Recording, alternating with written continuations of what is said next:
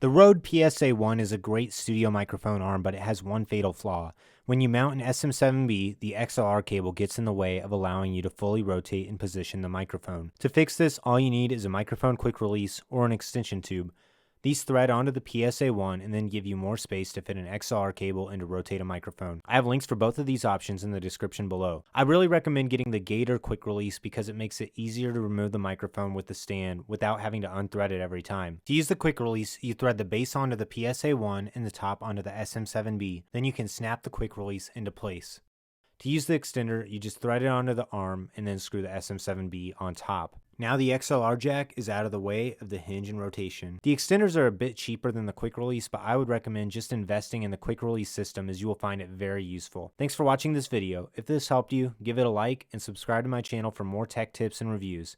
If you need a microphone extension tube or quick release, I have links for all these products in the description below.